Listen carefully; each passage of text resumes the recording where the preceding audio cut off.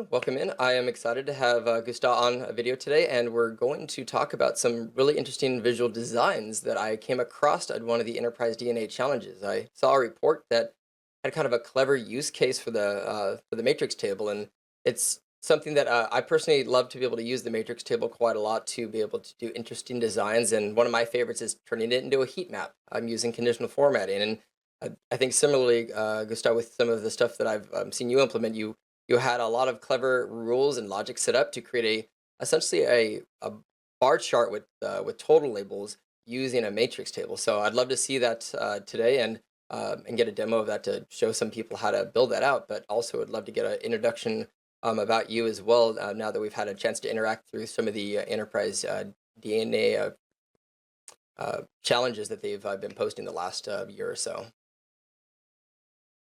So thank you very much for that introduction, Reed. It's very super cool to be here. So thank you for the invitation. So a little bit of background of myself. So I'm a head of business intelligence at the Polish company Enterium, and I professionally been working in the field of the analytics for 4 years now. I'm also a DNA expert on the DNA enterprise platform. So today, as you previously said, we are going to discuss some kind of the creative new solutions using only the native visuals. In that case, it would be the metrics that we will use to implement visualization that reflects the natural bar charts. So let me go to the demo, the report which was originally made within the 14th installment of Enterprise DNA Challenge. And it was mainly referring to the emergency services analytics. So going to the summary page, which is the main page of the whole report.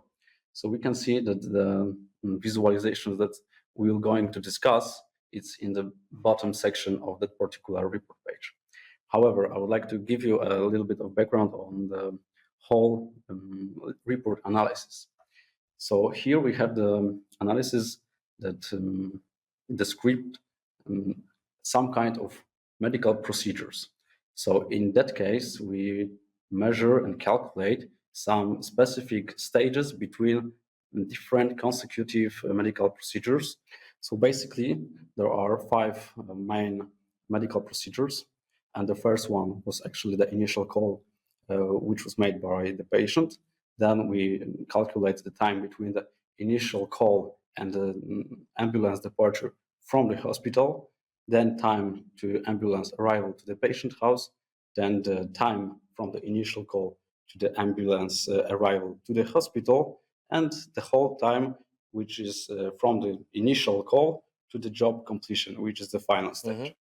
So here we actually see this on a timeline. So we can see the trends on a different time periods.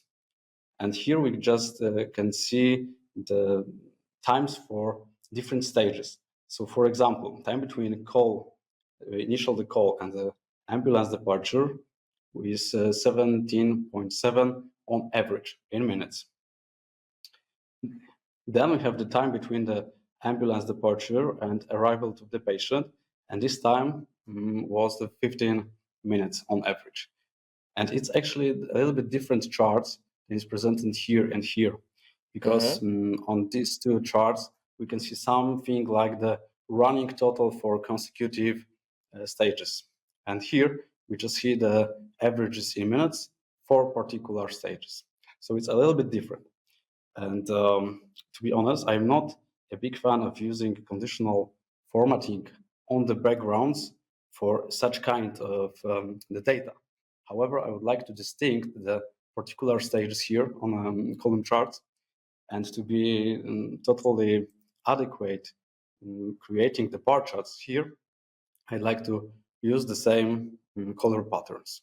So and I was going to point that out as well. I think that's one thing that a lot of people aren't consistent on is basically you have 5 categories, and you're consistently using the same shade of blue for each of those categories across each of the visuals to show a categorical association. And a lot of people forget to do that, where you'll see the same green used for many different labels and categories in a chart. So essentially the colors become useless. They're no longer actually showing an association or a pattern. So the consistency is really good because you can immediately, without looking at a label, I can see that the chart above, I can grab that same shade of blue and then associate it with number 4, the time to ambulance arrival with the one up there. So kudos on the Yeah, implementation of exactly. that. Yeah.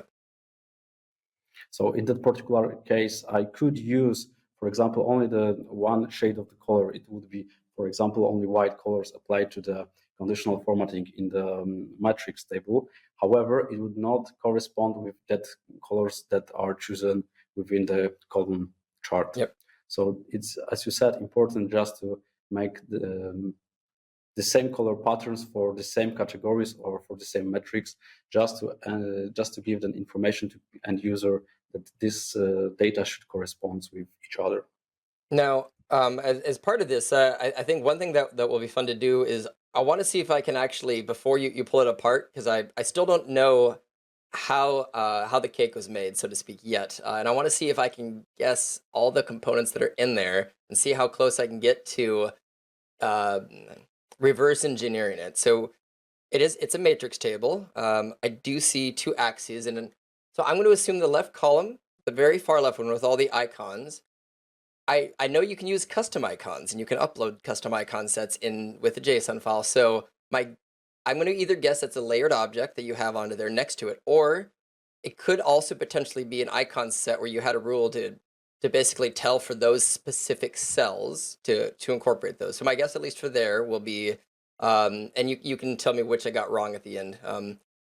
So that's my guess for the first one, is that very far left column of all those icons for home and everything are custom icon sets. Then from there, each of the cells have been, you've given some spacing and everything else. The spacing in between is given the same color as the background in the frame. Each row basically gets its own color set, and then you have conditional formatting set, uh, the color in the background to hide basically the value, because the font color and the background color is the same except for those end markers, which actually provide the data label. So for those gray ones, and then the remaining ones are either given a transparent color, which technically doesn't load, but if you try to give it a hex code with 2 extra characters for the transparency number, it basically breaks and it just stops actually rendering. Or you were giving it the same color as the background, which either way, the goal is to make it disappear for the rest of the grid and blend into the back. And then you have some kind of a customized X and Y axis, probably from either I would say either a connected or a disconnected table, depending on how your model is built in. But and the yeah, and your looks like there's actually row labels probably coming from some type of a unique table over on the left for the 1 through 5. But I think that's most of what I see into there. But yeah, and now based off of the some of my estimated guesses for this, I'll be curious to know how close I was on some of these to how you set this up. So basically speaking, you, I think, point out some specific elements um, that are indeed used in that particular visualizations, but there are some elements that are much simpler than you expect. Okay, So yeah, generally simpler is speaking, better. it's much simpler than it looks like at the first glance. But in many cases, I think you pointed out the right things. So now I go to the actually very similar page. However, what I've done here is I just duplicated the same visualizations and pasted here. So the bottom visualizations will remain fixed and at the same for the whole our conversation, just to make Okay, the okay. sample of how it should looks like originally. And here I will make some tweaks just to show you some specific features and implementations, formatting options, etc. Excellent. So basically speaking, what we would like to discuss are several topics. So for example, for the first, from the one hand, we have the columns, as you previously said, and on the other hand, we have the rows. So we would break down each separate metrics and the category which was used to the columns. And that way we just know how you can build similar or the same visualizations on yourself. So first of all, we go to the fields and visualizations pane, just to let you know which category and which measures has been used to create that visual. So first of all, in the column fields, we have the one specific column, which is the specific number from 0 to 60. It actually represents the minutes from the initial call, which starts from the 0, of course, and the 60 is just the upper limit for that specific analysis. If the averages, for example, would exceed the 16 minutes on averages, of course, that table should consist of many more numbers. So the upper limit would be higher. However, by analyzing this data set, I just noticed that the approximately 55 minutes on averages, it's the maximum. So I just didn't want to exceed that number, and I just stopped on 16 minutes. It was basically built very simply by creating additional disconnected table. I can show you here by showing the data model. And we can see that particular table here. It's the dimension time with minutes. And it's a simple table with a number of minutes from the 1 to 16. Okay. Then what I created was the bins that consists of multiplication of number 2. It was mainly due to the fact that I had some restraint in terms of the space on the report page, because normally I would go with the granularity of multiplication of 1, so it would be 0, 1, 2, 3, 4, etc. However, due to the space constraints on the report page, I should create the bins, which are the multiplication of number 2, just to shorten the whole table and prevent these visualizations to create the scroll bars, because I just wanted to make all the visualization on one side without necessity to create some scroll bars and the need to just make the visualization to the left or right to see the whole picture of the data. I mean, essentially, you built in what a lot of the visuals have by default, which is the continuous axis. You don't have to show every single point on the axis because it naturally follows a logical order. So here we have the column that has been already discussed. And it was put at the column fields. And now we have all the measures, which are, of course, crucial in terms of building these visualizations. And what's important is that each consecutive steps has the separate metric. Because if you just look at that visualization, you can be not sure how many metrics actually there are. So it's quite simple. It's one metrics for each row. However, there are some important tweaks and steps that should be taken to just get the visual look like this. Because here we go to the values, and the very crucial steps here is just to switch values to rows. It's a very important feature. Oh, yeah. Because otherwise we would have all the 5 consecutive measures divided and shown on every level of the number category on the columns. So I can even show you how it would look like if I switched it off. So we have the 0, 2, 4, 6, and etc. And the whole 5 metrics are within each category. Okay. So it's a crucial step just to switch the values to rows, and now we have the very adequate view. So then we can proceed to discuss the 5 metrics, and I think we just discuss each of one by one. Please, yeah. So here you can see the whole metrics that are used, and we just talk through all of them. So the first one, which is named as the initial call, it is the referential action. You can see that here is the simple measure with the two variables. So the first one is the selection. It's based on the different metrics which was done separately. It was the selected value metrics, and it's basically based on the selected value from the disconnected table.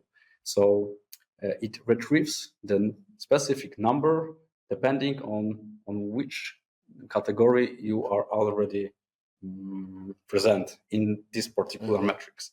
So if we are on, for example, number 16, the selected value retrieve number 16. If you are, for example, on the category which is represented by number 20, you would retrieve number 20. Then you have the second variable, which is the current average, and for that particular measure is just 0. Because it's the initial action, there are no averages in minutes, etc. So it's just the 0.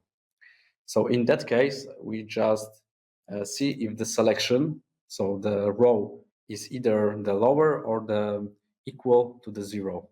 If it's lower or the equal to the 0, it just reduces 1, otherwise it's 0. We could go with completely different logic. However, it's the least crucial steps because I either way would like to retrieve 0, and even in case of formatting that font, I wouldn't like to visualize any kind of numbers here, because as you can see, you have the averages in minutes for that particular stages. However, for the first initial actions, there are blanks. So that particular measure is not so important, because either way, I just make formatting with 3 semicolons that creates that impression that there are no numbers. Excellent. Okay. So for example, if I just switch 0, you can see the zeros. So it's the measure which retrieves zeros if it's not equal, and 1 which is not so visible if it's 0. However, it's not so crucial, so I can just put the 3 semicolons. I can't see any number.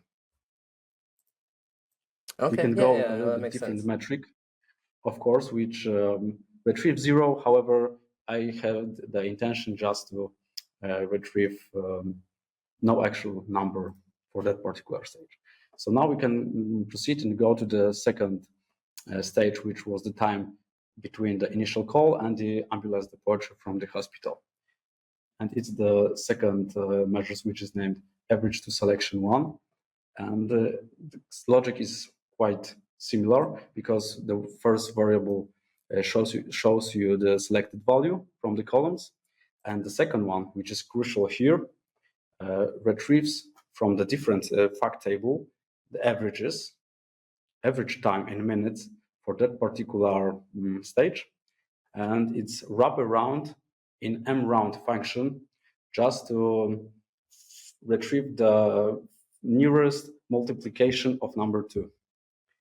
Because taking into consideration the fact that we have the bins which are the 2, 4, 6, 8, etc., I would like to create the numbers which are also the whole numbers and search for the nearest multiplication of number 2. And in that case, there is a simple if statement. If the selection, which is the column number, equals to the multiplication, the nearest multiplication of number 2 for the current averages, it retrieves the specific averages. Otherwise, it retrieves blanks. So it's actually the measures which retrieves blanks for all the columns which are not in that particular case equal to 18, because the nearest multiplication of number 2 for the number 17.7 is 18. So it's the only column that retrieves value, and for each another column, it retrieves blanks. Okay, I like it. Very clever.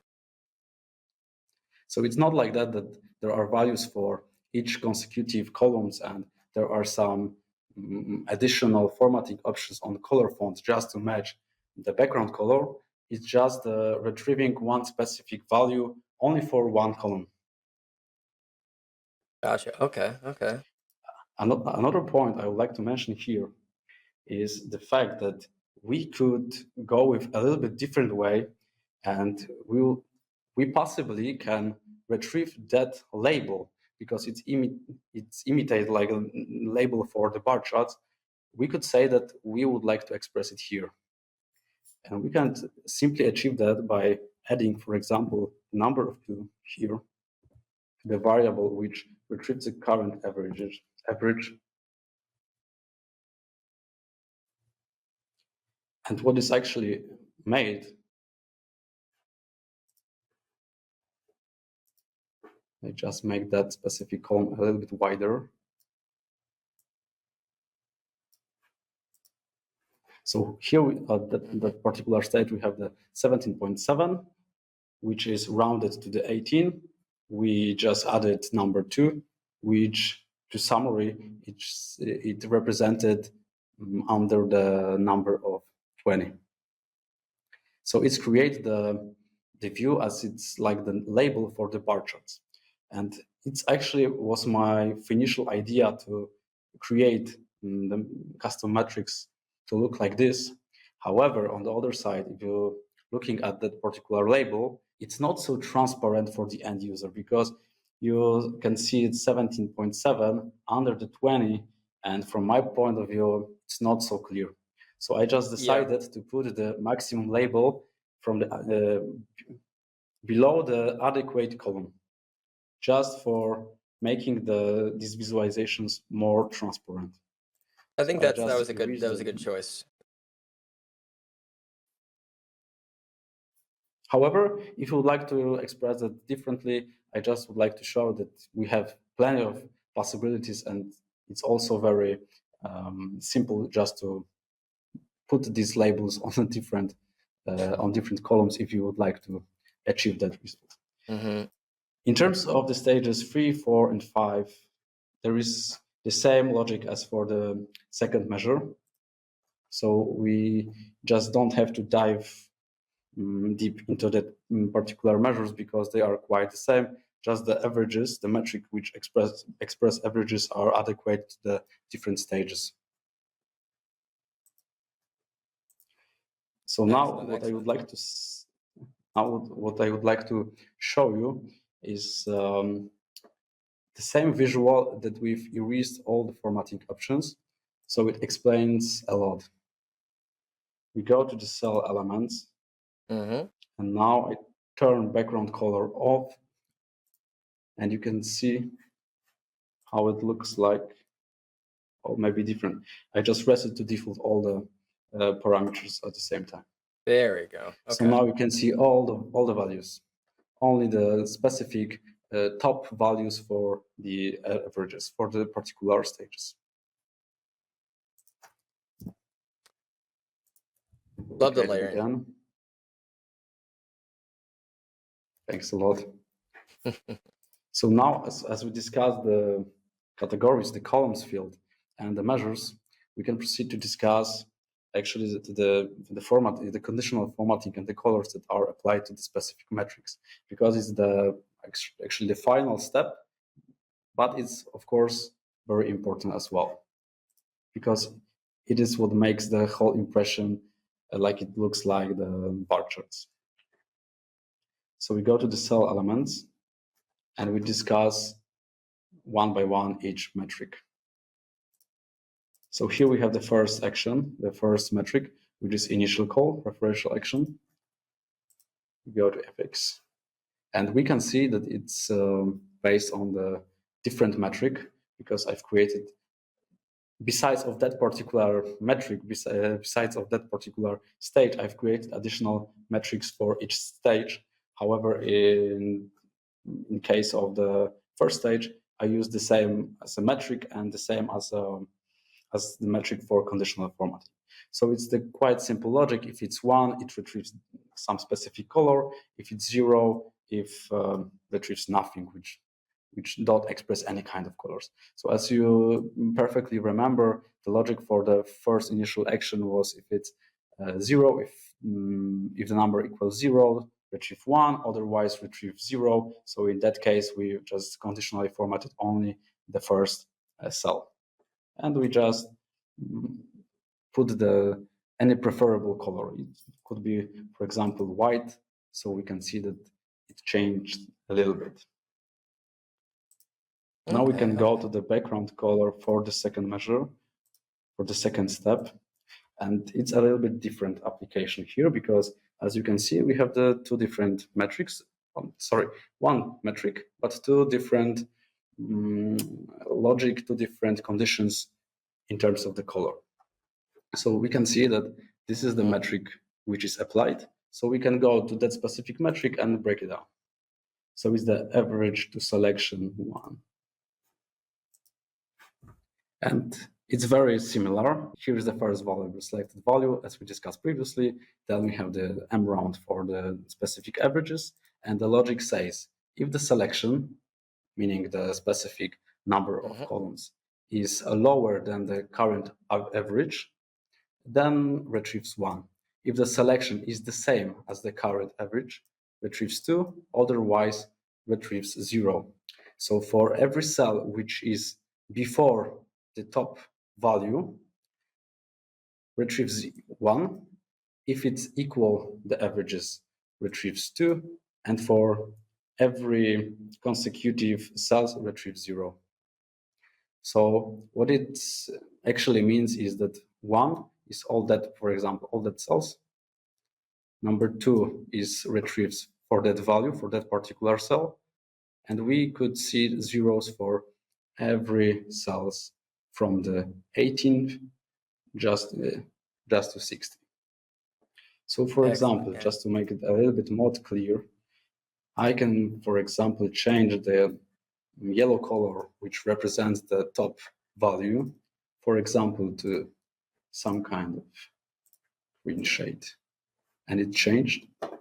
And for example, if you would like to add additional condition for the number of 0, change the number, is of course crucial just to switch that to number, not percent, because you would obtain completely different results. So for example, we can just use the random color, for example, red, and we can see that the red will be applied to each cells that are above the 80.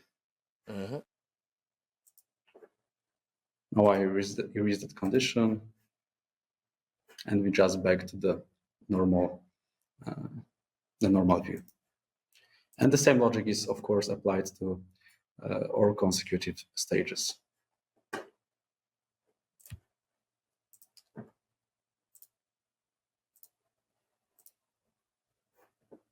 We have the specific shades of blue, which is adequate to the different visuals on the previous page. So it's actually a little bit changed with every consecutive steps, and the yellow color remains the same through each of stages. And I think that's basically all of it. So I think there are some common things that you already mentioned before, but I think that are some applied steps that are different that you would initially expect.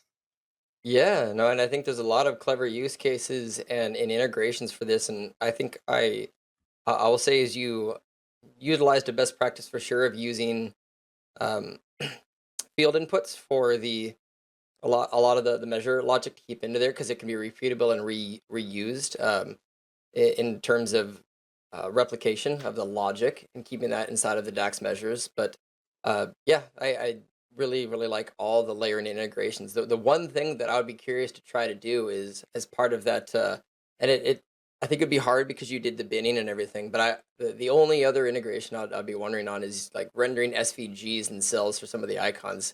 More as just like I want to see how much I could push the product. That would be the one thing that the geek in me would just be like, how can I even integrate that into the visual as like a rendered image? But otherwise, yeah, this is a great layering. It comes out to something that I would think like most people who do not know the capability of the matrix table, they just think this is a custom visual or a bar chart. Like, oh, I've done stuff like this. I know what you're doing in the back end. You're doing some really clever conditional formatting for this. So this is fantastic, and for everyone tuning in on this as well. Hopefully, this is something that you've gotten quite a bit of value off of. But let's flip back over to here, give ourselves a chance to chat a little bit. But yeah, I absolutely appreciate you sharing this. I think this will be another a great use case to show people that the matrix table really can be quite a customizable visual. And there's a lot of ways to use that outside of a traditional table design, especially when you can layer conditional formatting on. So I think you've helped to show people an expanded